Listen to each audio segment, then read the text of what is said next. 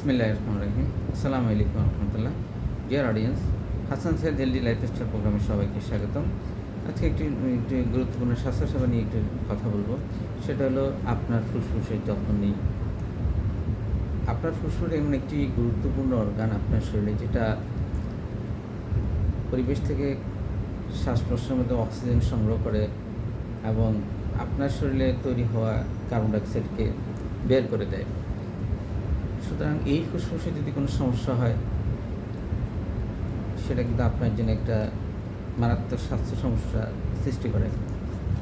ফুসফুসের সবচেয়ে বেশি সমস্যা তৈরি হয় হলো, মাথায় রাখতে হবে যে ধূমপায়ীদের ফুসফুস প্রায় 90% পর্যন্ত অকেজো হয়ে যেতে পারে এবং তাদের ধূমপানের কারণে তাদের ফুসফুসের রোগ প্রতিরোধ ক্ষমতা বা রোগকে কন্ট্রোল ক্ষমতা একদম কমে যায়। এই সময় ফুসফুস যে কোনো রোগে আক্রান্ত হতে পারে।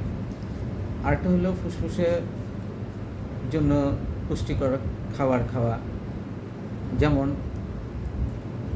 ফুসফুস সুস্থতার সুষম খাবার, ভিটামিন এ, সি, ই, তারপরে selenium, sodium, fatty acid, omega 3 fatty acid ইত্যাদি গুরুত্বপূর্ণ ভূমিকা পালন করে। আদা, হলুদ, রঙিন শাকসবজি, মাছ, ডিম, টক ফল, আমলকি, আপেল, গাজর, বাদাম, কমলা, ব্রোকলি, বাঁধাকপি ইত্যাদি প্রচুর পরিমাণে প্রয়োজনীয় ভিটামিন ও মিনারেলস আছে এবং এগুলি অ্যান্টিঅক্সিডেন্ট ক্ষমতা বেশি থাকার কারণে ফুসফুসের রোগ প্রতিরোধ ক্ষমতা বৃদ্ধি করে। ফুসফুসে আরেকটা হলো, আপনার শ্বাস প্রশ্বাসের কারণে অনবরত আপনার পানি খরচ হচ্ছে, শরীর থেকে পানি নিয়ে নিচ্ছে, এই জন্য প্রচুর পানি সেবন করতে হবে। সাধারণত আমরা বলি 8 থেকে 10 গ্লাস পানি নিয়মিত সেবন করতে হবে।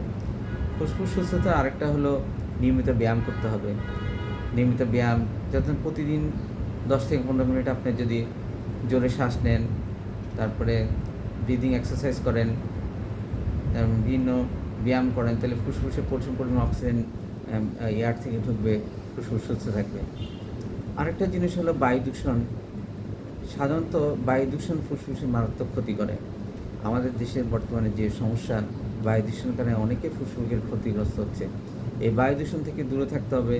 কোনো রকম পলিথিন পোড়ানো বা গাড়ির কালো ধোঁয়া, এগুলি থেকে যেন নিজেকে রক্ষা করতে পারেন। প্রয়োজনে রাস্তায়, যেসব রাস্তায় গাড়ি ঘোড়া অতিরিক্ত চলে, ধোঁয়া হয়, সেসব রাস্তায় অ্যাভয়েড করে, যেসব রাস্তায় ধোঁয়া কম বা গাড়ি ঘোড়া কম চলে, সেসব রাস্তা ব্যবহার করতে হবে। ফুসফুস একটা গুরুত্বপূর্ণ অর্গান, সুতরাং এর সুস্থতা আপনার শরীরকে রোগমুক্ত রাখবে, আপনাকে দীর্ঘজীবী হতে সহযোগিতা করবে। ধন্যবাদ সবাইকে।